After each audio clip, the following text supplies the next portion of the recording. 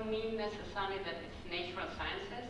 Everything from literature till natural sciences or medicine, you should think together.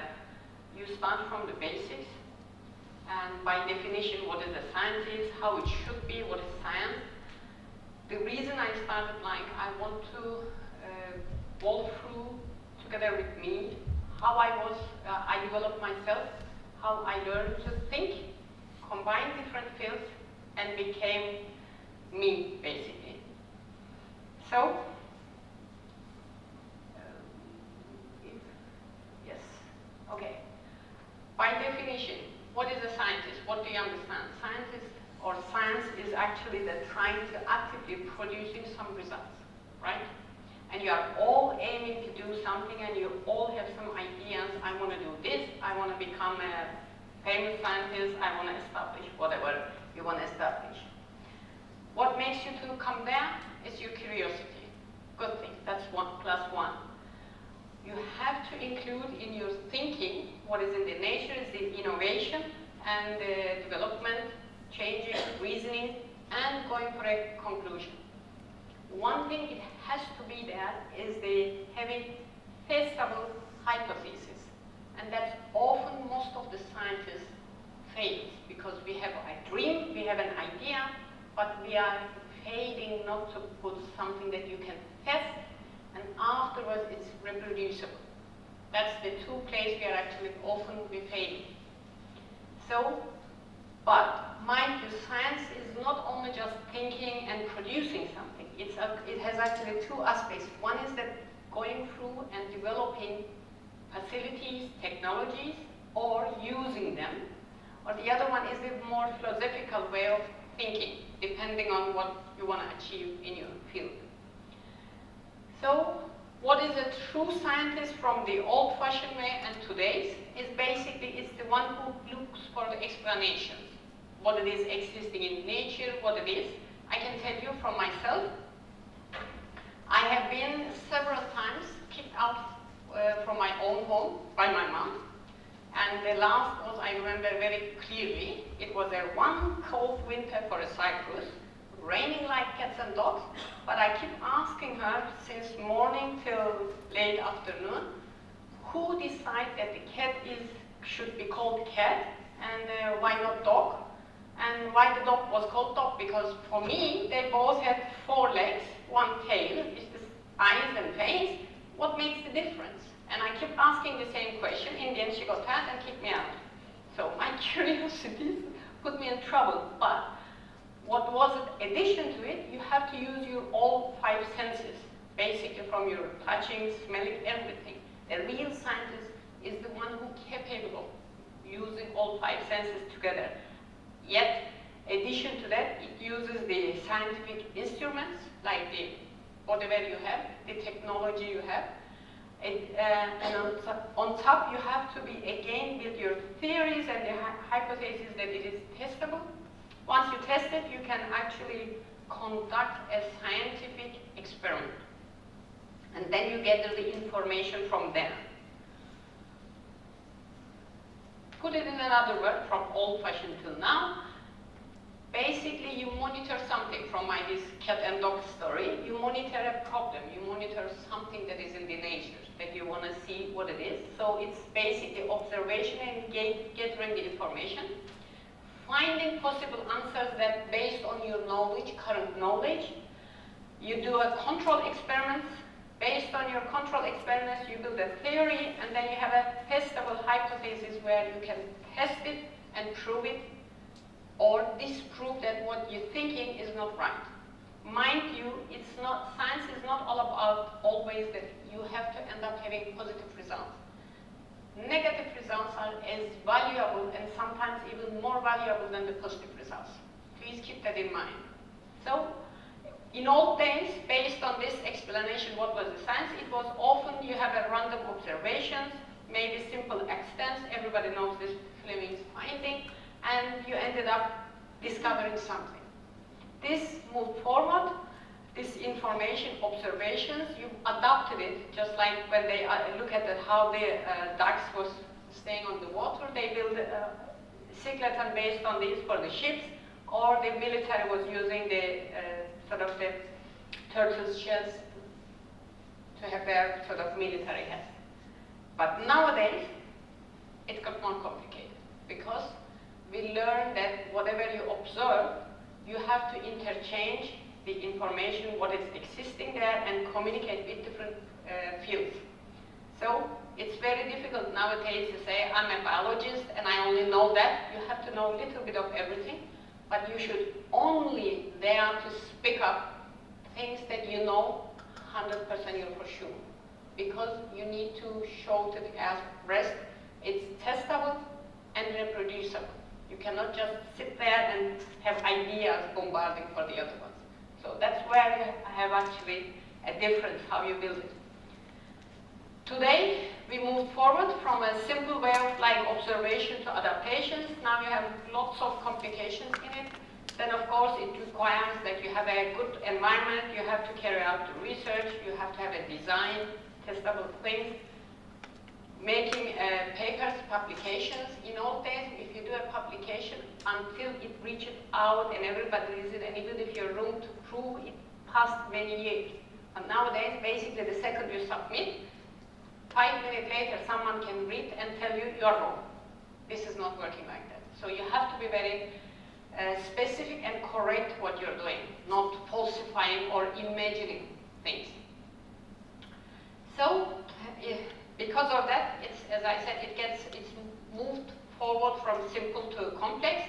So what I like to call it as a union of power. So you start to work multidisciplinary plus interdisciplinary approach, so you have more secure on a different fields. For example, when you had biology, all of a sudden you would say, what has to do biology with mathematics? It has lot to do, because you have the biological models on the mathematics and mathematical models that explains the biological calculations.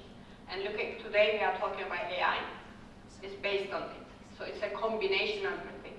You have to, but you cannot be an expert in everything. That's where you have to multidisciplinary working with the other fields and other researchers or other people who is interested in the same ideas of you are doing. So giving you this basic, the way I think, and I've been trained always was like that, think more complex, be ethical, and don't hesitate to join the power of united with the other researchers, and you can grow together. That was my idea. So people who knows me, they know that I'm normally working with the stem cells, and I established it back in 1999, and one of the very first cell line that is actually currently is in use in the United States, in Denmark, for the heart transplantation with my name. But how I did? First of all, I combined, try to learn what is a stem cell, why they are so popular. We know it nowadays that they have a high surface level, they can differentiate into many tissues. Okay, once I learned that, then I said, okay, can I use them for repairing damages? Can I use them against the cancer? So to that, I try to learn by establishing cells and try to recruit them towards the damage site and also tumor site. Then I found out with the other publication, other people who does it, that they have what we call it homing ability, which means they can move recruited towards to injury site and the tumor site. When I proved that yes, this is what we claim is correct, I introduced some gene that actually carries some cancer drugs, chemotherapeutic agents, and try to kill those cancer cells by using the nature's apoptosis and senescence pathway, which helped, and we could see that we could shrink the tumor within 21 days down to 1/3 of the size. It worked, and it made it that, okay, I can achieve something. Okay?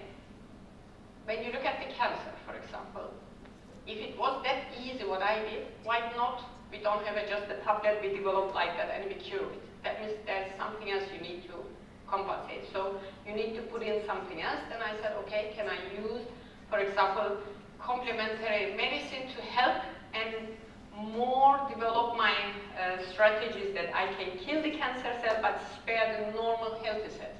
I'm sure you all heard about it. Person who goes through a chemotherapy, often people say chemotherapy kills the healthy cells as well as the cancer cells, and often the patient dies because they get weakened because they lose the normal cells. So I thought, can I reverse this? Can I support the healthy cells while I'm killing some of them, both cancer and healthy, but I can also repopulate the healthy ones, which we did some experiments. And we showed that yes, we can do it, and actually we could, while we can kill cancer cells down to like 30 to 60%, we could also promote the healthy cells proliferation 1.2-fold increase in an even higher rate than if it wasn't. So that made me that yes, we can do it. We can combine different ideas. So it made me say we work multidisciplinary and we can actually create something better. So once we had this, some part of my research, we had this combinational therapy, which I combined the stem cell with the gene therapy. I call it genetic therapy. This was the first word I introduced into the literature and work. Then I also, during these studies, I found out the way I force the cells, I play with their, what they call it, the telomeres, and then there was something called telomere checkpoint. That was the second new terminology I introduced into the literature. In addition to that, then I said, now that I have this information, can I use this against cancer again? Then I tried to knock down these telomere-driven checkpoint by introducing new gene, and then I succeeded up to 2-fold. Actually, I increased the radiosensitivity, which means in one hand, I was capable of modifying the cells for being more responsive towards the chemotherapeutic agents, and the other type of the cancer that they were more responsive, more sensitive towards the radiotherapy. Once I achieved these, then I thought, okay, I can introduce these, I can continue to work. These are the new findings, but everything seems that I started out with the telomeres. Is there something called telomere profile? How could I do this? So I tried to use the telomeres as a biomarker. Can I use it? And then I had to test that on different fields. So I know it's maybe those who's not in the biology, you will ask, what is telomeres? Telomeres are actually very simply, is that you imagine your genome, your DNA, it's like the shoelaces. You know, you have these plastics that it actually protects the shoelaces. It doesn't go bad. So the telomeres are these plastics.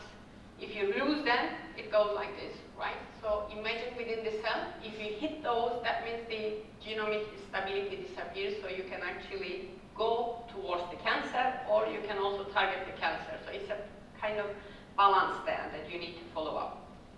So I look it up, all the research that has been done, and what do we know about it? Basically, the telomeres, it has been suggested that in some cases, well-known, especially inherited disorders, that if they are short, they will create more problems. But we wanted to work more complex disorders that you gain them after you're born and after you start to age. Telomeres are like that, little bit like that when you have, when you're cooking. I'm sure all of you are cooking. There is something called chicken or meat or a vegetable bouillon. You know how do they get right? So you get all these and you kind of get the main content packed in the small, and then it carries all the taste and the vitamins and the minerals that is the vegetables you subtracted, right? So the telomeres is like that. During your lifetime, from the basic, the embryo has been built inside of their parents' womb. It actually starts to accumulate all the information, everything that is faced during the pregnancy till the day they die. So it's just basically the telomere bouillon you are having there. So that means I could actually target those and follow what they are saying. So to be able to visualize, because I'm an old-fashioned scientist, I wanted to see what I'm working with. So there was a technique called fluorescent in situ hybridization. You could see all the telomeres, but it was not enough. I wanted to see the damaged one, those that contribute in the disease, those contribute that they are short, or those contribute to cancer. So I developed a method called primed in situ labeling, which is an application of the technology PCR, one-cycle PCR under the microscope. That was relatively new. No one has done it before. once we made this prime in situ labeling, I could see that yes, it allows me to see all chromosomes, 46N, which is 92N, but I wanted to see the very short ones specifically because we claim those are the ones working in the cancer. So I use a technology additional.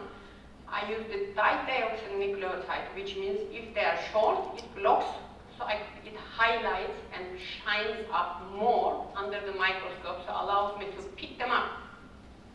So here it is.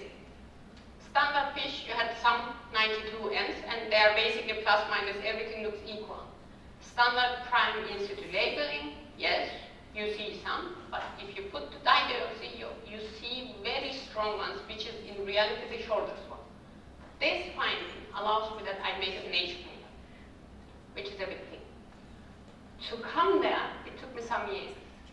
Do you follow it? I combined many different information, the literature, my testing, the technology, and then achieve somewhere, which is testable.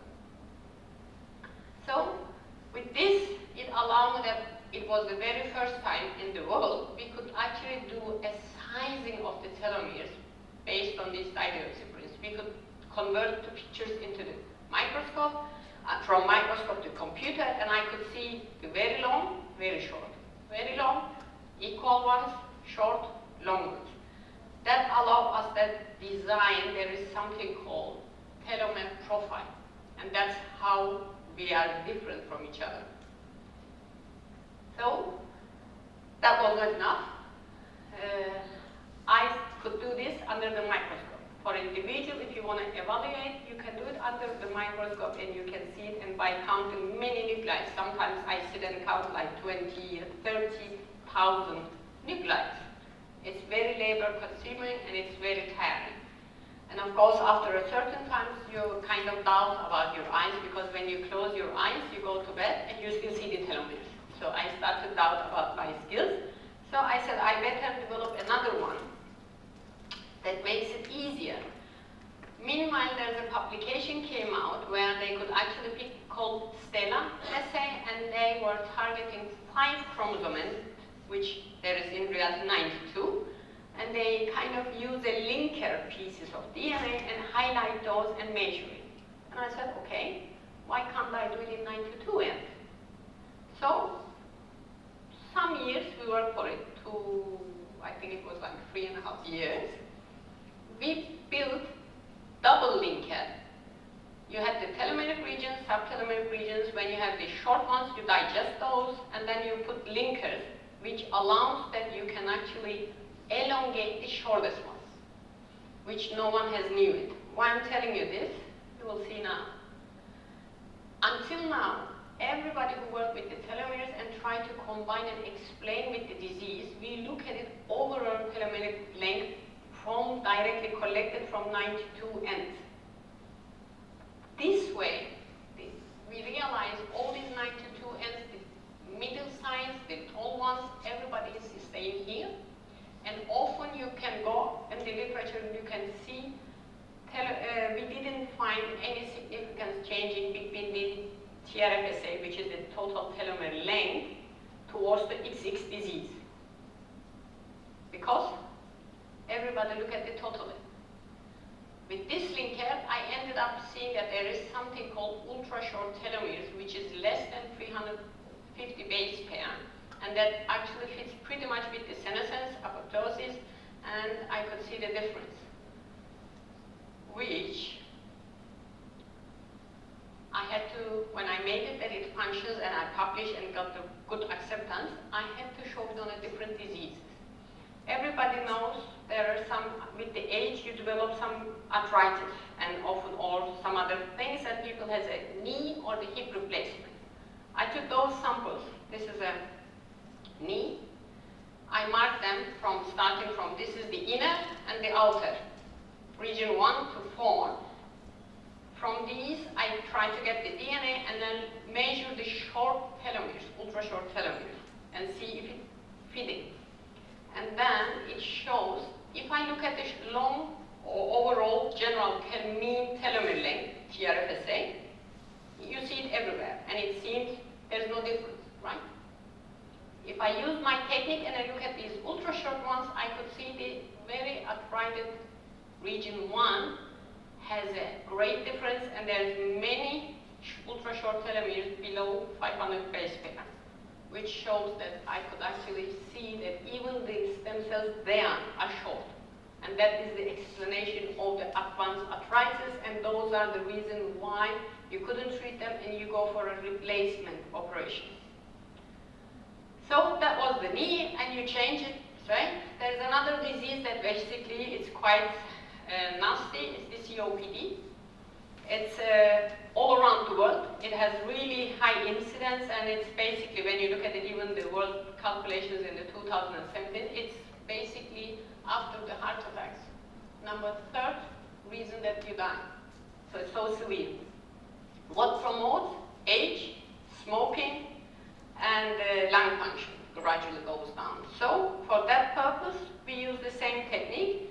When there's millions of studies show that in the COPD, if you look at the peripheral blood overall telomere length, it looked pretty much the same, no significant changing.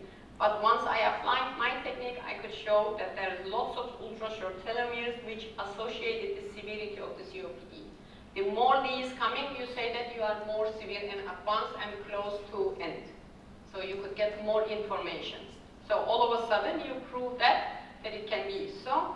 I ended up saying that, okay, that means we should not look one end, we should not look blinded. It's the right question you're asking.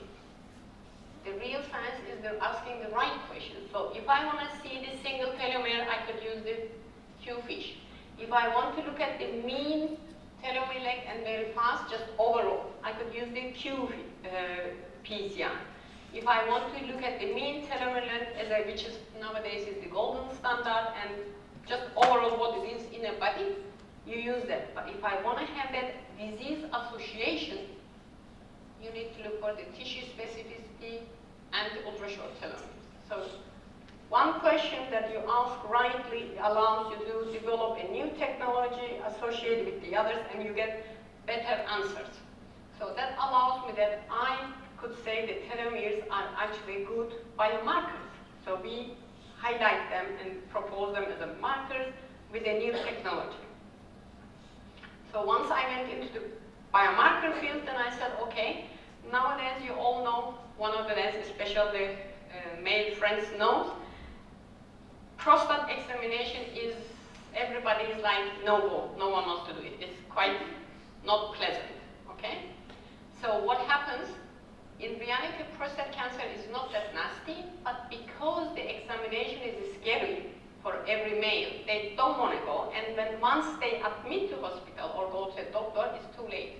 Either it's a metastatic or it's very advanced, minimum stage 3 cancer. So I wanted to use this same principle or developing biomarkers. I started to say, can't we just test it in the, like you're doing a pregnancy test in the urine? Everybody in the field, they said, but the prostate cells, you cannot find them enough in the urine. So I made some thorough thinking. What we have is the only prostate PSA, everybody uses PSA measurement in the blood. And I said, can I just measure this PSA in the urine? Biochemically, no, you can't, and it doesn't give you a good result. But I asked a group of patients who actually has night getting up, not necessarily cancer or hyperplasia. I said, can you go to a toilet or give us a urine sample? First do a prostate massage to yourself, give the urine sample, and then I try to see, can I get prostate cells in it? And then I'll look at the hypertrophic patient. So it turned out, yes, you can.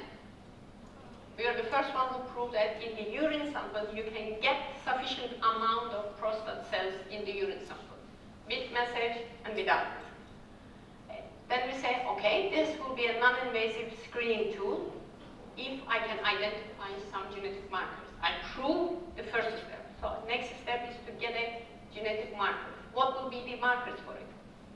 We just said COVID, right? So I said, if I can get the urine and make the patient to take their urine to the laboratory and do a PCR like they did for COVID PCR, here we are answered. Because then they target potential cancer genes inside. And that would be very simple. They don't need to bother, right? So, when we look at it, yes, you can get sufficient amount of prostate cells in the urine sample. We identified even nine new mutations. We identified some genetic markers that basically directly was damaging for the mutations, and benign mutations which only who has hypertrophia, sort of prostate growth but not cancer.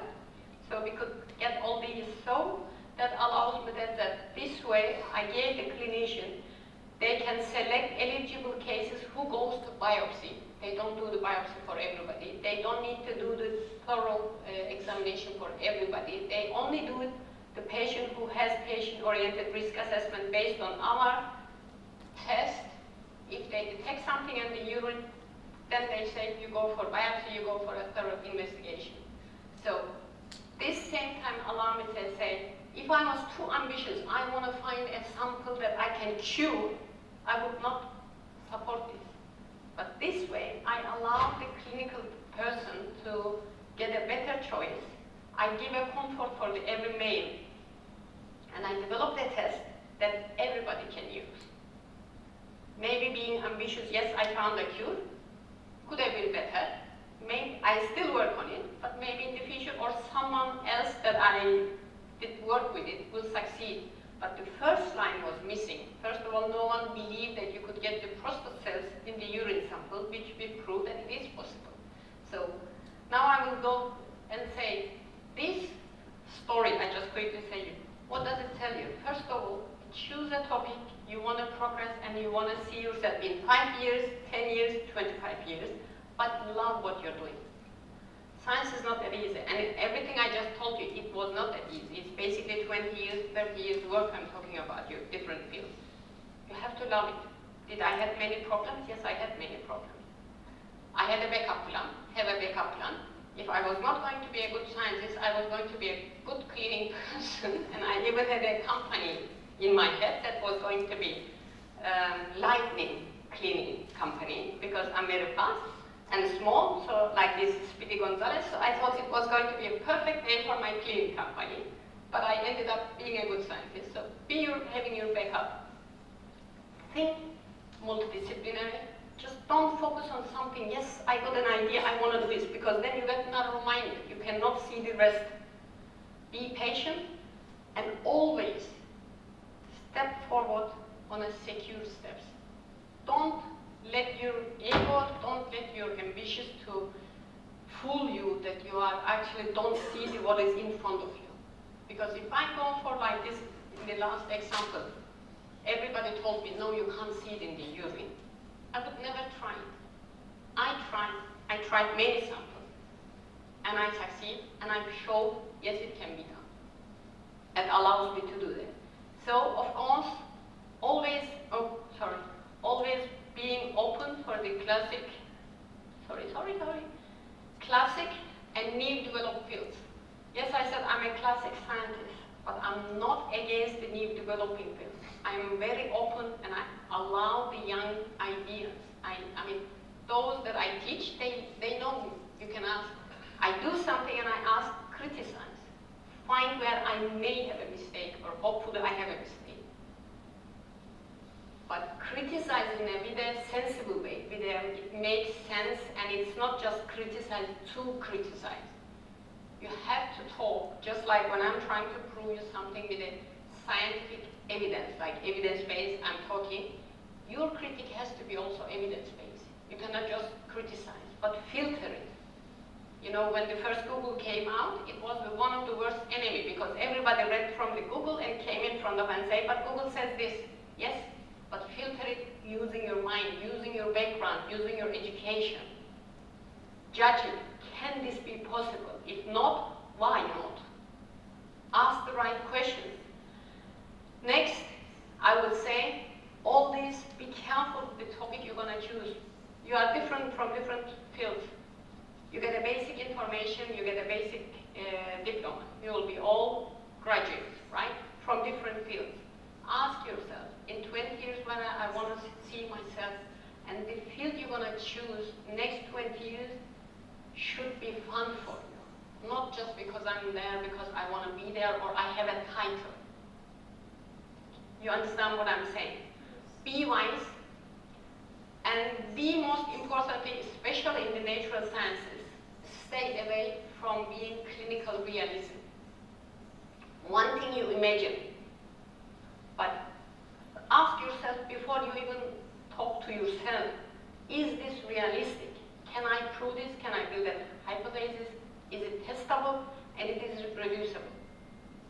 That is the realism. Stay away being me too research.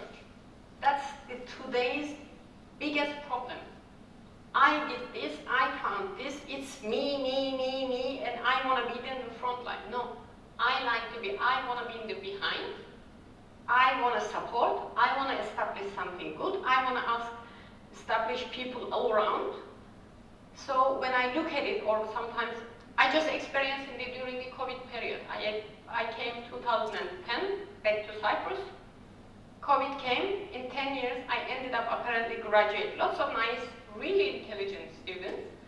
COVID break out in 2020, 10 years. Every laboratory I opened the phone to ask something or standardize for all the tests for Cyprus. The other hand, it was like, Hoca, it's me, because they were good, they were realistic. So that I'm happy for, because then I said, well done, Nedi, you built a great PCR, basically military service for this country. I could do it all, me. I could just sit at home and when they did the test, I could look at their test, you're doing it right, you're doing wrong, you need to change these modifications. I have a 30 years experience, close my eyes, tell. But it wasn't important that it was me who did it. Now I'm telling you, me, but it was important that they do it and I get the proud to see my graduates can do this. Once you accept, you don't need to be me. You share your knowledge, you share your skills, and you interchange, you take it from different departments. Actually, it's the biggest success you can have. Because you are not narrow-minded, you're not just kind of falsify yourself because your ambition is there. You allow people who is different departments to criticize you. It is very important to accept critics. No one likes it in reality. I don't like it either. But I never get upset to that people. I put it aside and I said, okay, why did they say to me? What was wrong? What made them? I take it from my pocket. At that moment, I can be angry, put it in my pocket, and thinking later when I'm calmed down. Why? When I find out the why, I apply. That's what makes you who you are. That makes you do that you are a good scientist.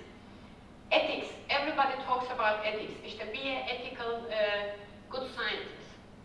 Depending on what you're doing, the ethics changes. Ethics in reality, yes, being a good human and with the moral manners, that's true. That's the general frame. But within your field, there's many times you come across and you think about, is this ethic to do it this way? Is not ethic to do it this way? Let me give you an example, another example. I'm a lecturer when I'm teaching, and sometimes you see as students, you know them in the class, they lack 1 or 2 points. You can see that paper, there's no way you can suck out this extra 1 point, but you know that person deserved to pass. Something must be there, right? But that's where you actually put in classes together, you bend it a bit forward, that's still it's ethical. I'm not being unfair on the others. If I put that 1, 2, I put ethical into the others too. That is the ethic in that sense. But in the other hand, someone because I like it, or it's my relatives or my friends, something, or neighbors got kid. If I gave that one extra, because I know it, but it doesn't deserve, that is lack of ethic. Do you understand? So you have to think, and you have to think, first of all, for me, what is the ethic and the right place? When your mind and your heart meet in the right place, they talk to each other, and they said, this is okay. That is the right ethic. You have to ask that they work together. When you want to be a good scientist, this is what you should do. On top of this, I want to know that sometimes this is one of the things that we hesitate to say, I don't know. Actually, it's better to only what you know, then you're just rubbishing things that you don't know, you heard it from the other. So it's better to say, I don't know, I can learn. I just listened to the lady before me. She was talking about the good CVs, how to write it and so on. Yes, we all have been there. Do you know what you should do then? More than your grades, yes, you have put all your social activities, but you should also, addition to that, to contribution, what you want to do, what you know, what you can know further. And remember, always, whoever you go and apply, tell them what you can provide. We are interested in to know what you can provide. I'm not interested in just taking someone social on the work. So providing is important, and be persistent. There will be many, if you are in the, for example, the research field, many cases that you will say, oh my God, I don't want to do it. As I said, my backup plan was to be a good cleaning lady. Several experiments went wrong, many accidents happened, but I keep always pull myself up and say, but I want to be there. I want to know this answer. So be persistent. Don't wait, it happens. You look at it all around nowadays, the world is, many people does not look at it. What do you know? They look, who do you know? That's rubbish, that's wrong. Do a good to yourself, be persistent. What you want to do, don't care about how the others came there. Because easy come, easy go, they don't stay long, but you stay. And you become, you gain what you want, you gain the respect you deserve, sooner or later. I see you are coming from different backgrounds.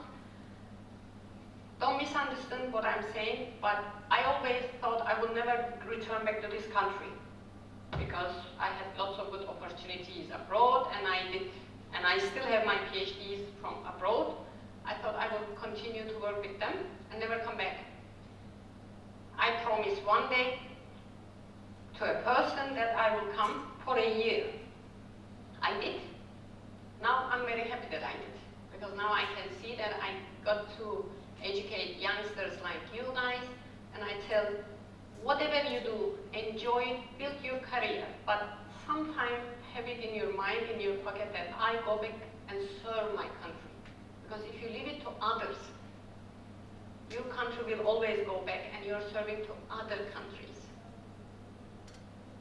Do you understand? I was so proud when I've been chosen for many high education levels, or like I was in Denmark, I was chosen to a health ministry counselor for Italy. Then the European Commission, very great. But every time I go in, it says Denmark. God damn it, I'm a Cypriot. No one mentioned it. I start to find, I'm a Cypriot. Now they know me. I'm a Cypriot, I educate there, I work both countries. I serve for my country because I educate people like you guys, and you go out and turn back your knowledge. So being optimistic, being persistent is a good thing, but always sooner or later go back to your home, do something that is actually staying, don't disappear within the field. That's where you can build something, some roots, that it grows and it will belong to you. So that's basically for me, apart from being a good scientist, it will be a piece of advice from my personal experience. All these put together make me this. It's a short version here. You could do many things together. Just be persistent, be open-minded, be open for a multidisciplinary, interdisciplinary working. Always ask the right questions and ask yourself what you want to do with yourself. Build your hypothesis based on testable questions, no matter what field you are. That's the piece of advice I can give you for your future. You can ask anything you want.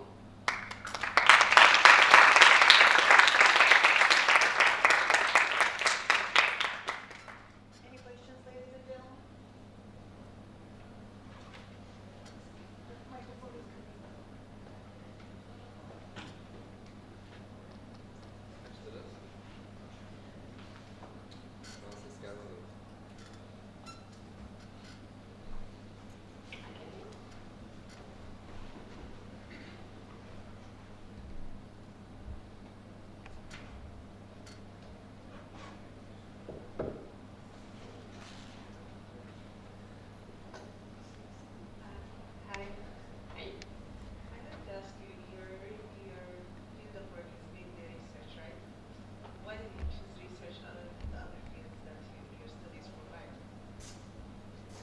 Well, I think that was the reason, because going back, why the cat was cat and not the dog.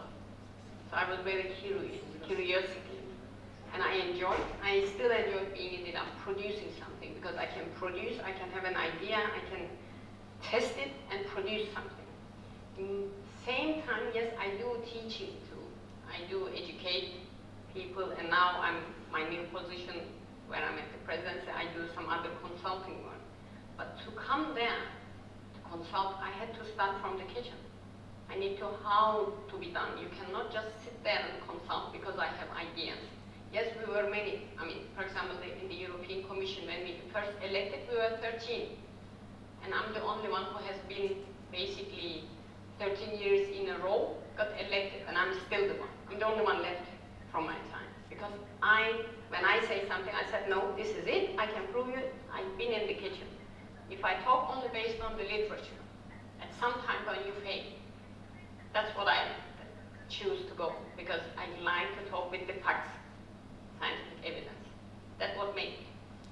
So based on your extensive resume, which ones would you implement for us? Research or academic? Let me put it this way.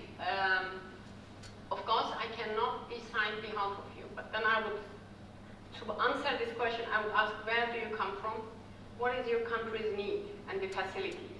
Will you be able to go and do all the research? Fine. Or your country required. I had some students previously, like 12, that graduate masters and PhDs from Nigeria. They were different from different fields.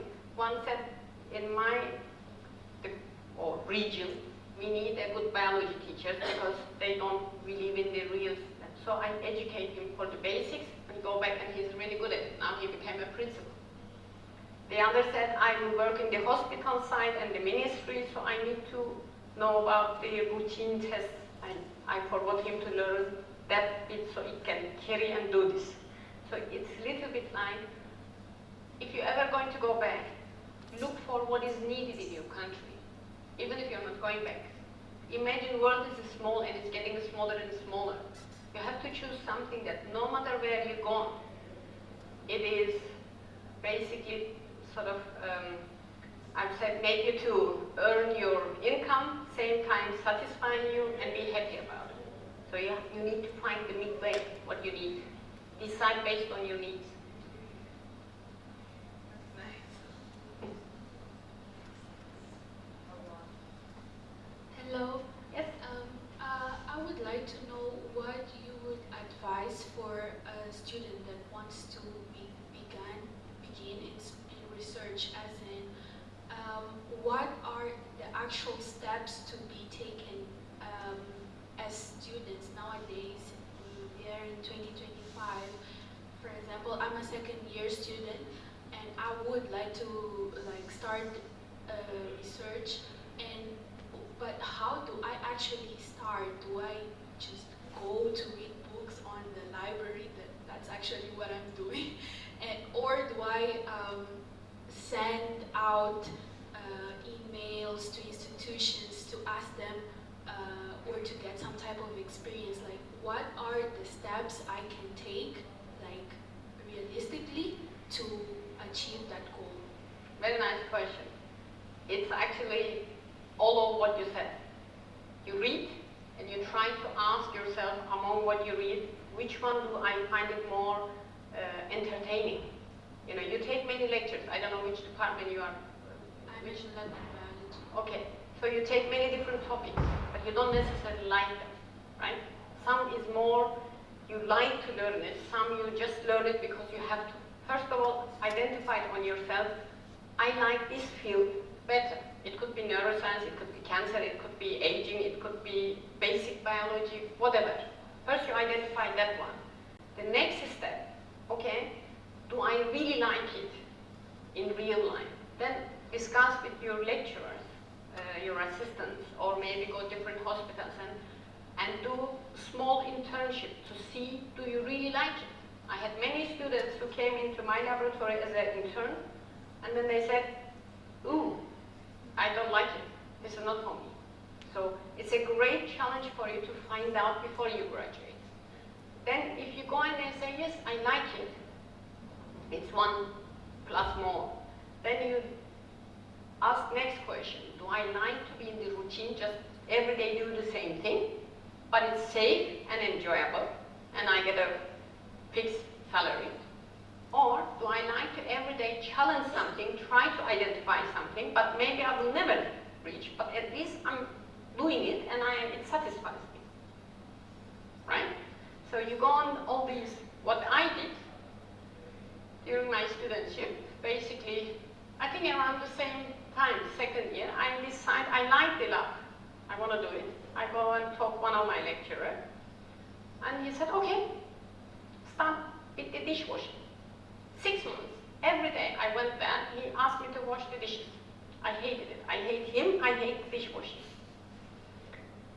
And every time I was keep complaining, I have enough, I wash at home, why on earth I'm washing? And then each these tube, how many different times you can wash it? I mean, I washed 1, 2, 3 months, it's 6 months, I'm still washing. What do I learn? And every day he comes and he looks at the glasses I washed, he says, this is clean, this is not. And I was thinking, evil guy, how could he see that? Years later, I found out he sees that, because now I can see that. Do you know why? Microscopic particles, you don't see it, but when you wash and put it back, the water, if it's 100% free from the microscopic particles, the water goes a straight line down. If it goes like this, there's invisible particles there. And this guy could see that. When I was a student, I did it. Anyway, after 8 months, I found out, I figured it out, and I told him, this is what you're looking, and this is it. And he said, okay, you passed this. Now, this sterilization. So it took me many years, but I learned a lot. Do I use this information? Yes, I have been in the field 35 years. Everybody who has laboratories, which I established many, and even class 2 laboratories, where you work with, with high protection, I never, touch wood, it's not even wood, touch wood, had contamination problem. Every scientist had it once in their life. I never had it. Never had it. Because I knew how to wash it. I learned it the hard way. And yes, I complained, he didn't know, but I swear him a lot. And when he died, I got like, did I kill him? But I learned a lot. Do you know what I'm trying to say? Be ambitious, you try, start from the kitchen, basic. You learn a lot then. Thank you. Yeah? So you mentioned you worked as a president. How is working as president like in relation to a student who is financially driven, and what field in science generally is more financially advancing money? Okay, let me start. It's easier working with students because at least you are open-minded, you want to learn something, and you think what we say is maximum, you just test it scientifically. All these politicians, when you try to see them, and you actually first of all see when you're talking to them, it's like it goes here, cuckoo, comes the other side, they don't really listen to you. And you need to develop some policies. So you need to learn and find the ways that basically, I talk here, I don't know, 45 minutes, I have 3 minutes there. How can I convince him in 3 minutes, or a politician? So you have to find, and you have to learn to talk, find the actual facts, important points, summarize, get his attention or her attention, and then say it. So it's easier to talk to students. That's one thing. But financially, it doesn't matter. When I stand here, when I talk to my students, I don't know where they come from, which financial background. I don't care about that. I care about what they want to learn. And I keep saying that. Imagine me like a sponge mouth. Squeeze as much as you can, and the rest you build it on top. You need to pass my level. If you are in the same level, very good achievement. Below, no, it's not good. But if you pass me, you have done very well. You have to go forward. Don't only focus on your limits. I don't have money, I don't have finances, You have to be persistent, keep trying different ways. Do you know how I achieved it 35 years ago? For me, going to abroad, Europe, studying, impossible. I started 9 years in Turkey. I achieved it, lots of them, you can see, washing the dishes. But when I decided during my PhD, first PhD, I want to go, I applied many different scholarships. If you hear that story, you will cry. I applied scholarship in Cyprus. I got the first rank in the exam, but unfortunately the minister was my father, and he said, no, I'm not going to give this scholarship to my own daughter because they will talk. It will be like I gave her extra. So, okay, they gave it to someone else. I win. Person behind me who was 10 points below got the money. I cried like insane. Then I went to Turkey. I applied for the scholarship. I wanted find some money, went to Ankara, get the check, and then they said, put your ID number and sign.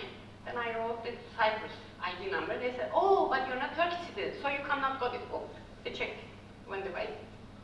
Cried again. I went to Greek side, get the Fulbright exam. I got the scholarship. They said, write your last 2 years address here, sign and get the check. I did, and then they said, because I was a student in Turkey, they said, but you're not living in Cyprus. I said, no, but when I was entering the exam, you didn't say that. They said, no, you have to be at least 2 years living back to Cyprus. They got the check. So one day I was going like this, there's a cartoon, this TV, and crying by myself. Thanks God, an elderly guy heard it and said, what's wrong with you? I was like, wow, this happened.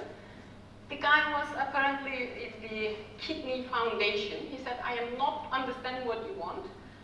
And the cancer is not my field, but I will take your case, send me all your information. He felt sorry for me, talking in the foundation. They felt mercy for me. They gave me $500. Do whatever you want. If it's enough for you to educate yourself, educate me. So I got a pity money in reality, but I'm so grateful. With that money, I went to Europe, and then the rest is I succeeded. I worked, I stayed hungry some days. Really, I went to bed hungry. I said to my kids, I had money to buy one eggplant, aubergine, divided in 7, so every day I had one slice to eat. Yeah, that's exactly what it's, oh my God, but it's worth it because I wanted to be here. Do you understand? This is the piece of advice you should get. If you want to do it, be persistent, no matter because did I die from hunger? No, no one dies. Gandhi took him 42 days. So 1 week it didn't kill me, but I achieved what I want. So I turned that suffering, bitterness to a full power energy to study and do what I wanted to do. That's what you should focus on. We don't have facilities, we don't have money, no, it's not working. You create it, you fight for it. Being alone fighting is tough. Then build a team, work together. That's why you have to work power together, power of union, fighting together, trying to do your research together. You are many students here, you want to achieve something, you want to have better facilities. So prove it to the management that we can do it if you provide us this background or the facilities, we will do it better. Once you prove, you get it.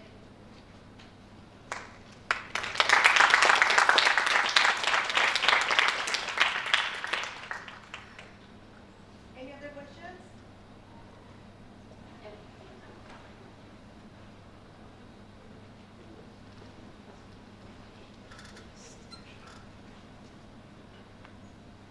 Thank you for this great words.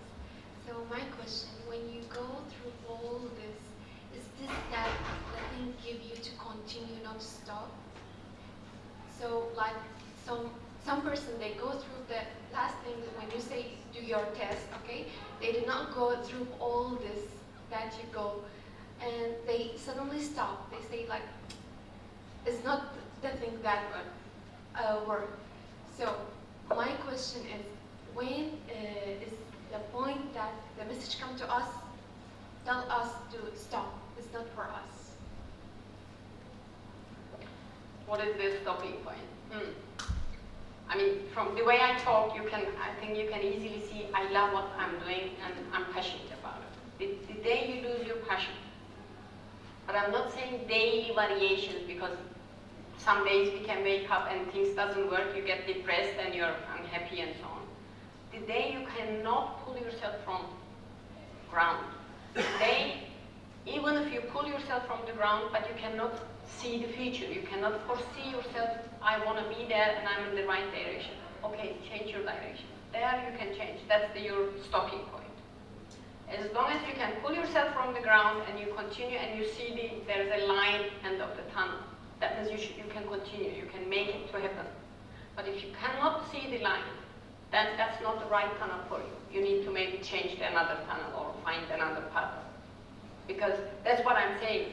Ask yourself constantly, what do I want to do?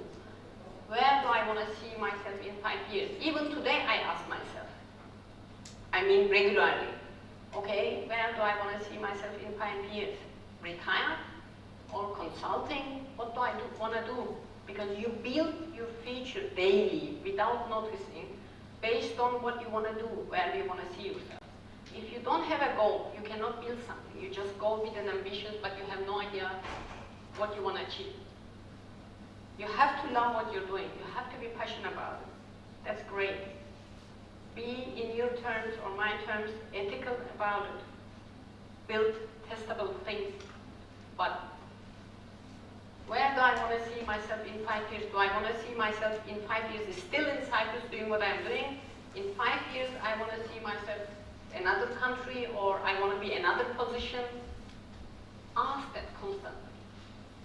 Because now you are a student, but in 5 years, where do you want to see yourself? Do you want to stay in Cyprus? Continue? Do you want to do a PhD? Do you want to be an academician? And if so, why? Always the next question, why do I want this? Often we don't do that. We don't ask ourselves, did I ask at the beginning? No, but I just knew what I want to do. I knew that I love the science. I accept to be 8 months washing the dishes, but I achieved what I want. And the more I did something, findings, gaining a new test or protocol to literature, I got more excited and I said, now I want to do another one. Now I want to do another one. I never worked for, I want to be the poster winning or go to a congress, get the #1 grade or award. But it came. They found out. But I only wanted to do a good job. Focus on that, not on this fame part. That's where we start to fail. Me. No. I want to do this. I want a pure scientist. I don't care the me commercial. I still say that. I don't care the commercial. The day we start to care about the commercial, then the day we start to fail. And that's where you should stop.